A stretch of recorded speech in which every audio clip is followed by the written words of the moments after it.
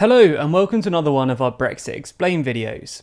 This one's going to be on forcing through a no deal, or more specifically, the process of prorogation.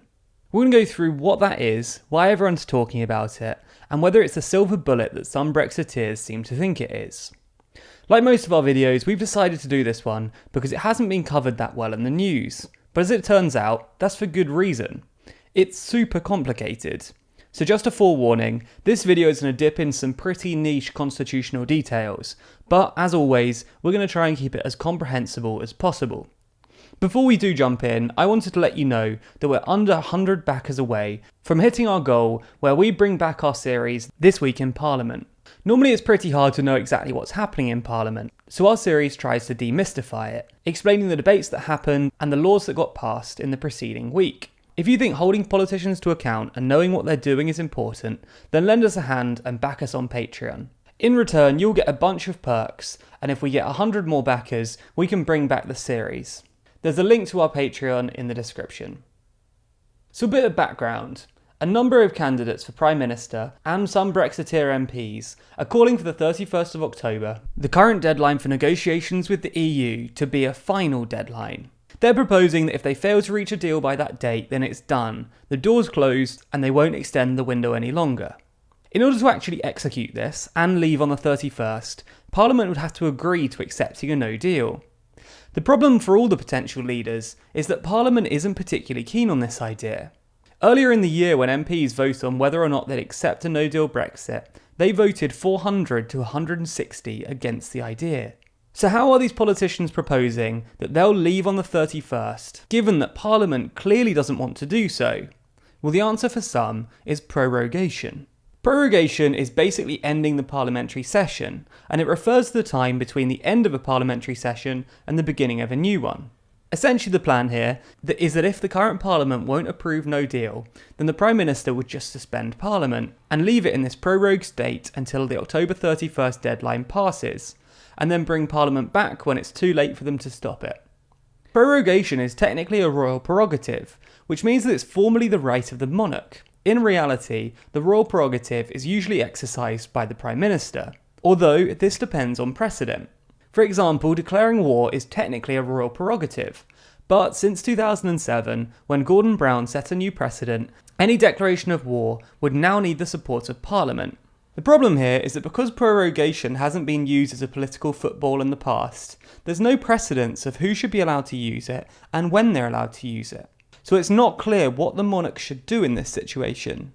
If the Prime Minister did go to the Queen and asked her to prorogue Parliament until after October 31st, they'd be effectively putting her in the middle of a constitutional crisis. She'd have to choose between Parliament, which doesn't want no deal, and a Prime Minister who does. This is, let's be completely honest, absolutely insane. In the 21st century, UK politics has been pushed so far that we're resorting back to good old-fashioned monarchism. You don't have to be pro or anti no deal to agree that when the political fate of the country rests in the Queen's discretion, something has gone wrong. Anyway, another reason why proroguing is a bit crazy is that with Parliament closed, they wouldn't be able to legislate to mitigate the impacts of a no deal. There'll be no unilateral measures, no emergency no deal budget, literally nothing. So that's, in a nutshell, why it's controversial. But let's go into prorogation in a little more detail, starting with the royal prerogative we just mentioned. The royal prerogative covers loads of different powers, from weird little arcane ones, like the ability to regulate the printing and distribution of the Church of England Bible, to massive, super important ones, like the power to grant royal assent, which is what turns a parliamentary bill into UK law. Anyway, typically the monarch exercises the royal prerogative on the advice of ministers, especially the Prime Minister. It will be rare for the Prime Minister and the ministers to give different advice, because the Prime Minister chooses their ministers, so they could just replace them with someone who agrees.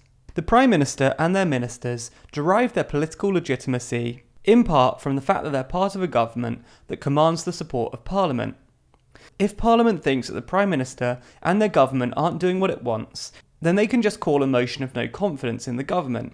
Therefore, if the government is standing and hasn't been no confidenced, the assumption is that it must command the support of Parliament. This is because balance of powers usually prevents this sort of massive constitutional question from coming up. In a normal, non-Brexit world, the Prime Minister would be an idiot to push for something that the Parliament so obviously doesn't want, because Parliament could just no confidence them and bring their government down. However, in this Brexit world, an interesting dilemma has been created. While most Conservative MPs think that no deal would be a terrible idea, they don't want to no confidence the government because it would lead to a general election, which the Conservatives probably wouldn't win and might lead to them losing their seat. This is why, before he was eliminated from the leadership race, Raab threatened to prorogue Parliament, because he knows that MPs don't want a general election, and many of them won't risk no confidence in him. In a parallel reality, where the leader of the opposition is someone like Tony Blair, more Conservative MPs might have been happy to bring the government down. But when no confidencing risks putting Jeremy Corbyn or Nigel Farage in number 10, they're unlikely to take that risk. So if they're not going to no confidence the government, what else could Parliament do to stop prorogation and no deal from happening? Well, technically, they could pass preliminary legislation to prevent the Prime Minister from proroguing them. Preliminary legislation can override the royal prerogative, like the Fixed Term Parliament Act in 2011 did. Prior to the passing of this act, the ability to dissolve Parliament was exclusively a royal prerogative, exercised by the Prime Minister. Now, in accordance with the new act, a general election occurs every 5 years, save for a couple of exceptions, meaning it's no longer up to the Prime Minister to call. Similarly, Parliament could pass a Prorogation Act, which would dictate when the Prime Minister was allowed to prorogue Parliament. However, acts like this have massive constitutional implications, and therefore should be properly scrutinised. And typically, this means it will take ages for them to become law. So in this case, it's not really an option. Another idea is to use a humble address. A humble address is a form of direct communication between Parliament and the monarch, which you might remember being used last year. This was when Labour used a humble address to force the government to produce the Attorney General's full legal advice on Brexit. In this context, the humble address would ask the Queen to not grant the Prime Minister's request for prorogation. However, in this case, you still end up forcing the Queen into making a massive constitutional decision, which isn't ideal.